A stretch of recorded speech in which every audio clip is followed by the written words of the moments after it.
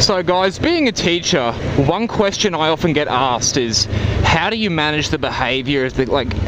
How do you deal with the kids in the classroom?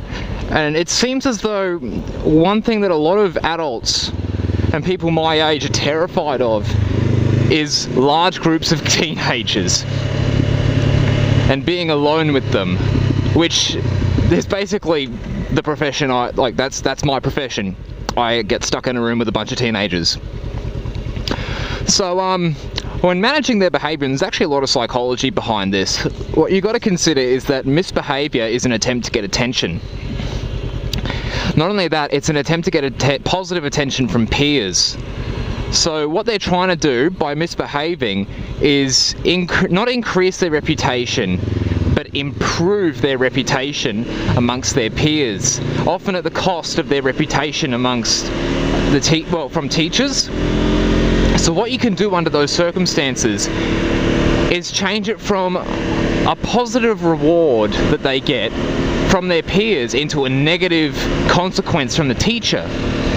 So that could be in the form of changing it from positive attention into negative attention by and this is a bit controversial as a punishment, but for every time one student commits an offence in the classroom, what you do is you put a minute on the board, and that minute represents time that they'll be spending in the classroom instead of out in lunch, out at recess.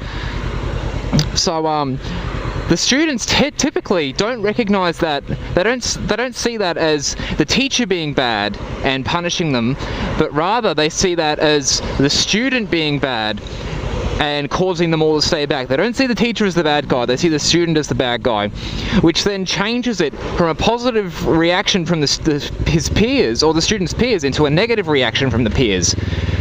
And after doing that, what you do is you give them an opportunity to take the minute off if they behave well. And while doing that, when you sort of let them see you giving other students positive attention for good behaviour in the classroom, and then that says you can get the positive attention that you want, but you're not going to get it by misbehaving. Instead, you can get it by doing the right thing, and then you gain teacher praise, which is one thing that students really enjoy. They love being praised, especially in front of the whole class. And you can use that to your advantage. So by taking away the positive attention from peers for negative behaviour, and then giving positive attention from the teacher for positive behaviour, you basically change the dynamic of the way the students will interact with each other and with you in the classroom. And it's a method I find works very well.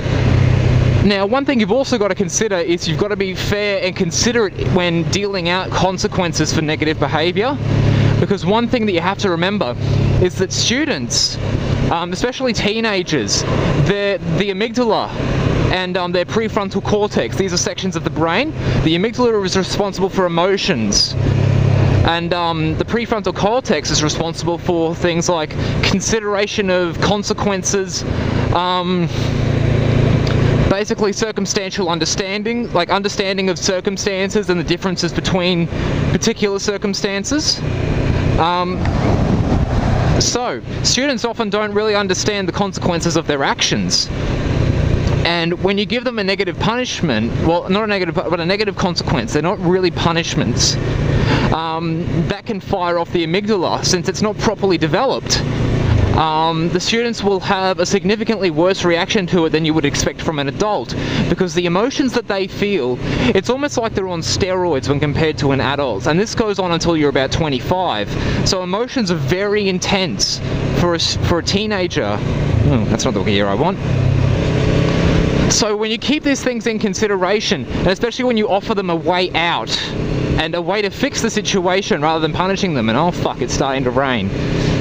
Not only can you build up a better relationship with your students, but you give the entire class a perception of, this teacher is fair, this teacher is not going to screw me if I do something bad. They're going to give me an opportunity to fix things.